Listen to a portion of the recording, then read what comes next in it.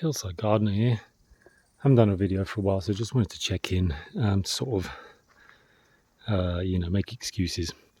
The garden this summer is basically a jungle, and I just haven't done that much in the garden. The main reason being this, which I haven't discussed really that much on purpose on the channel, because it's not. This channel is not about building and timber framing or anything like that, but I just want to kind of make my excuses as to why I haven't been here with the sort of permaculture gardening videos lately. So this is kind of a summer house or pavilion, I don't know what you'd call it, and it's been in the making for 3 years now. Why 3 years? Well, I've shown you glimpses of it previous videos, but I've not really explained it. Basically, we had a hillside here. This whole garden area just went straight down to the neighbour's fence there. So I had to build a big concrete retaining wall there. Did it all by myself because it would just cost way too much to get people in, especially given the remaining work that we had to do. So I spent all summer digging out foundations, tying rebar, doing shuttering, and then finally, almost at the end of summer, pouring the concrete. So that was the first summer. The second summer was doing this deck, and that involved, basically I wanted it all done with recycled timbers, so there's still bits of it peeking out. It's not tidied up yet, so you can see it's all old timbers there. The joists are old timbers. That big sill beam underneath it's all reclaimed. So I got these huge things and I made these joists and I put the boards on top, and that was basically the second summer, and that was the deck more or less done, except I had to take bits of it up now to do the timber frame. And so this is the product of this summer's work, which is kind of the most spectacular progress I think so far in terms of actually having something to show for it. We wanted somewhere to sit that wasn't a house, and just a nice place to be and have a nice view, be outside. And so I got more reclaimed timbers, and I basically did proper timber frame, as in mortise tenon wooden pegs, which I made myself. And the thing is, around here in Serbia, almost nobody does this now. Literally, you won't see it. If I wanted to, I couldn't have found anyone to do this for me. So I just did it myself. I don't know anything about timber framing. Just watched a lot of videos, got a lot of advice, and there were mistakes, but it's gone up, and I'm really pleased with it. It's certainly not perfect. It's not the most prettiest thing around, but it's incredibly strong, and it's all done with a traditional form of building, which I think has been largely lost around here. You very occasionally see mortise and tenon structures done with chainsaws, really rough. They'll just chop these mortise and tenon, slot them in and throw them up, more like sort of huts in the woods and stuff like that, but it's very unusual these days. I couldn't have found the people to do this. Literally no one does it, and it would have cost the earth. Well, in materials, it cost me about 5,000 euros, maybe $5,500. That's nothing, and that includes the roof. Oh, the roof, I should say, was not done by me. So I did the frame here, but the roof, I got a friend in who's a roof guy, and he did the roof, and we did the roof in a more perhaps conventional way. But at this point, I just needed to get this thing finished, and I wasn't going to spend another whole summer just doing the roof. So, that was a little compromise, but I'm really glad we did it because it's up and it's done, And as I say, the whole thing, including the roofer guy and the materials for the roof, it all cost less than 6,000 of your freedom dollars, or, about 5,000 euros, 5,500 euros. Now, in terms of my time spent, add another 50,000 euros if you like. But you just couldn't have got this done for any reasonable amount of money. So yeah, that's what I've been doing. I mean, maybe some of you are interested in this sort of thing. Maybe I can share some things about how I did it. It's all very rough. Look at some of the wood there. I mean, look at this, all worm-eaten and sort of gnarly looking. But I'm fine with it. I might sand it down. I was planning to. I started here in the corner, but it's just a heck of a job, and it's going to take a very long time, and I just don't have the time. And don't look too closely at the imperfections. That's what happens when you start building the roof before you put all the pegs in. Now, there's no way to get that peg in properly, to sit properly. I had to re-drill it. And little triumphs. I saved the fig tree. Literally didn't do it any damage hardly. We did have to cut a bit down in the end to just to sort of get to this side of the summer house. But it provides some great shade, and it's also this pine tree. Well, look at this. We actually went through the roof with the pine tree, which I think I'm going to regret. And I think, unfortunately, this pine tree is going to have to come down before it damages the roof, because in a storm, like the mad storm we had this summer, which I think I posted about earlier this summer, this was like swaying like this, and there's a good chance of it damaging the summer house. So I think, much as I hate cutting trees down, this tree has developed worrying lean, which wasn't there before, and also some damage up the top. You see all the sap there. Something's happened there, and I'm not keen on it. I don't like cutting things down, but I think it's going to have to go. But we've got this structure here built largely with natural materials, and what I like about it is most of it, when I'm gone, if no one keeps it up, maintains it, it'll rot away, and there won't be too much of it left by the end. I don't want too many bricks and cement, and I mean, I had to use some concrete, but I'm just happy that I could use natural materials mostly, and also recycled materials, save cost, and save trees being unnecessarily cut down. So so that's mostly what we've been doing, and that's kind of the reason why the garden's just gone completely wild. I mean, if I can just briefly touch on the garden, well, this is my little Mediterranean area with the rosemary and the what's it called, juniper, and the sea berries, and I got a lot of sawdust left over from this roof job, so I started trying to tame this area, because it's all just covered in weeds. As you can see, it's hopelessly weedy. So I'm hoping to get hold of more wood chips and just really go to town with the wood chips and start getting on top of the garden. A lot of things are a real failure this summer, to be honest, because of the initial wet start and then really, really dry weather afterwards. My vineyard looks terrible. Really got to think about what to do with that. Pumpkins doing terribly. They started off great. It was sunny, it was warm, it was rainy, and then they just kind of died back. And the whole Three Sisters thing didn't work out very well, just because of the lack of rain.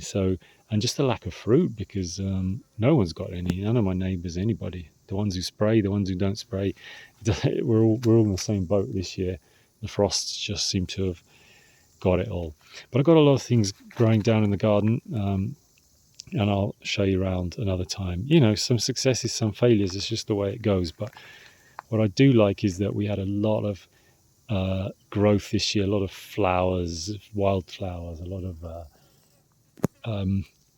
just the garden getting greener and getting more vegetation happening, and that's what I really want. And one success this year, I've been really pleased with raspberries. So I've been studying where raspberries grow naturally, from doing some walks in woods and stuff, and coming across a lot of raspberries. I realized they'll do really well maybe in the shade of some trees here. I already had some success with raspberries in this spot here.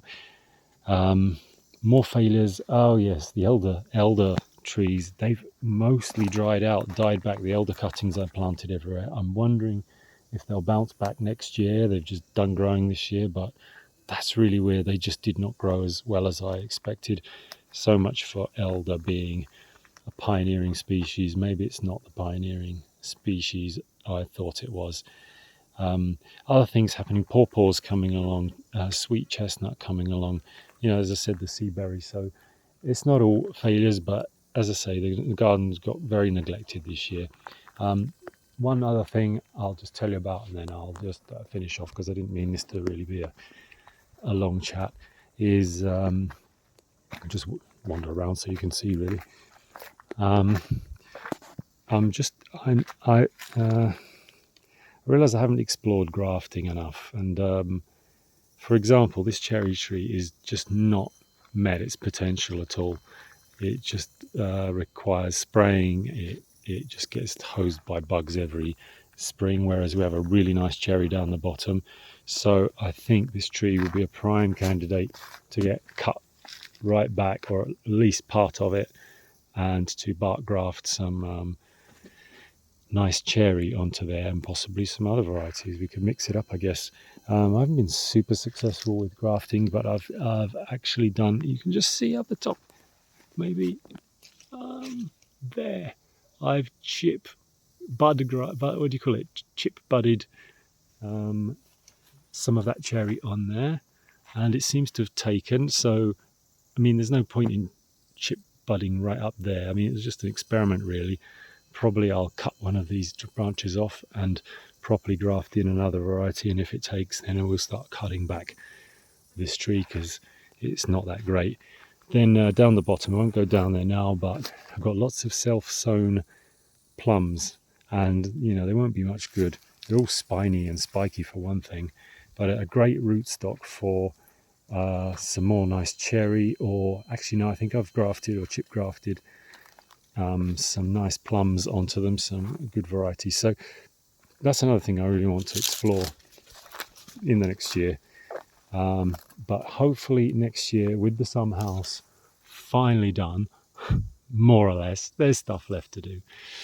I can get back and focus more on the garden and try to start kind of getting it under control and seeing, what I want to do with it, what I don't want to do with it.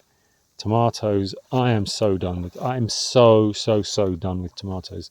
I mean, they're all affected by stink bugs. Here's the raspberries. They're gone now, but they've actually really that for my garden is great. What you're seeing there is some really nice growth, and there's more over there, and there should be some more here somewhere. But these tomatoes, they just get savaged every time. Look at this. Look at the stink bugs. Do you see them swarming around there? Hopeless. You can't get rid of them. I don't know a natural remedy, and so I'm just not going to bother in future. Oh, you can see from here, there's a little, there's just lots of stuff. There's a agave and another agave behind it, which just about grows in our climate. Frost might set it back a bit every year, but every year it gets a bit bigger. This is a little, what's that called? We call it curry plant because it sort of smells vaguely of curry. I can't remember the proper name for it now. But yeah, tomatoes, I can't do it. Maybe if I grow them in a polytunnel under some more controlled conditions, yeah, maybe. But I haven't got time for that. So, you get the odd one, but even that one is covered with stink bug bites. Little rhubarb plant here, which I'm quite pleased with. Didn't expect that to do so well. That's doing quite nicely. Who knows? Maybe rhubarb is the future. Plenty of compost made this year, needs to be turned over, but as you see, the pumpkin plants, this pumpkin hiding here is really the only one in the shade there. I guess maybe the sun's just too much for them. Black currants looking promising for next year. Strawberries looking very promising. It's a bit messy here, but strawberries have really spread all around here, so I'm just going to let them, if it wants to grow, leave it, Yeah, and I mean, I don't want to show you the whole garden now, but this plum tree here that got damaged in the storm, I might try to top work that as well. I don't know if this is going to survive here. I think it might. Maybe that can be top worked with a new plum variety, because it's not much good like this anyway. It was never great in the first place. The Jerusalem artichokes growing like crazy. They all got knocked over in the storm, but it's about the one thing you don't have to do anything with, and it'll just grow fine. There's my swale here. You can hardly recognize it. Let's see, actually, is there anything here to show you? I mean, there's stuff, probably something growing in here that I planted, but I can't find it now. This is where I put some gooseberry and stuff. I can't see it now. It's in there somewhere. I'm going to need to cut a lot of this stuff back. This what you call it, lamb's quarter, did pretty well this year again.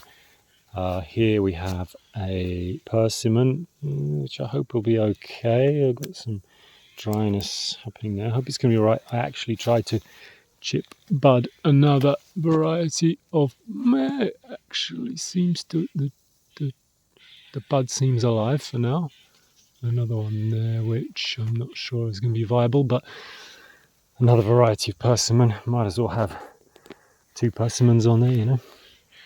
And yeah, so grafting is something I definitely want to get better at, because it's a free source of trees basically, and who doesn't like free trees?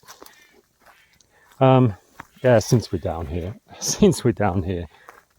Three Sisters, nah, hats off to the Native Americans, but round here, well, this just didn't get enough water, I don't think. There are some little, the sweet corn, there are some little cobs, but the pumpkins completely died back. They just died back. There was one little pumpkin here somewhere. I think this is actually, I have to just take that, because it's not, it's not going to grow anymore. It's not even attached, unless there's any more around that I didn't see. Yeah, and the beans and the squash inside didn't really do anything either. Partly the water problem, but I also think this just isn't a very fertile patch of land. I mean, I have to keep reiterating that this hillside's incredibly barren, and stuff just doesn't want to grow. And this is why we're trying to rebuild the soil, letting it run wild, letting water get retained better on the hillside, doing little swales, building like junk heaps of scrap wood like this to try to sort of slow down the water going down the hill, and gradually get some better quality soil that looks more like a woodland than a denuded hillside. And this part of the garden that was full of I'm sort of still calling this the food forest. Oh, my Jerusalem artichokes fell over and then carried on growing and even flowering. First time they've ever flowered for me. The conditions were somewhat favourable this year, but not favourable enough for a lot of things. Look at that, flowering, very nice. This, you might remember, was all full of wildflowers. Now it's just looking really straggly, and I need to go through and just see what do I want to keep? Okay, this is some sort of volunteer, leguminous nitrogen fixing thing. Look at those thorns. Not sure exactly what, but I'll probably leave it, but some of this other stuff, I just need to chop it back. And this peach tree is only growing one branch, but yeah, maybe we can do something with that. And chestnut tree, a few little chestnuts on it. Looking forward to that. But so yeah, it's ups and downs. Ended up showing you the garden a bit in the end. This is a pile of trash that I'm building here. I'm gonna, not trash, obviously, it's all organic material, offcuts of that pine tree and stuff. Going to build another sort of, not a swale exactly, but a slash heap along here, like a hugel mound, or whatever you want to call it. And then on the downside of it, I'll probably plant the raspberries, because I think they'll do well in the shadow of this apple tree. Yeah, and our poor walnut tree that fell down and is still, I'm not sure if it's still alive. I'm not sure if it's going to grow next year, but we'll leave it for now and see what happens. Yeah, I think I'll call it a day there. But so I just, wanted to check in and have been wanting to do more videos than this, but it's all been about the timber frame projects, and just haven't been able to do much about the garden. But I think we're still on course to turn this garden around and turn it into something a bit more interesting than just a plain old orchard or a plain old hillside with a few trees on it like the rest of my neighbours' land. But you know, this year not a huge amount really to show other than a whole bunch of weeds. But weeds are good. We like weeds. Weeds want to grow. When the weeds come, then you know the next thing that will come along will be something more interesting than weeds, and we can start planting other things as well instead of the weeds. So yeah, signing out. Let me know if you want to know anything more about this timber frame. I actually have video of like the whole building process, but it's going to take an absolute age to you know, put together, and I don't know if anyone will be interested in that. So if you are, let me know. Okay, see you soon. Over and out.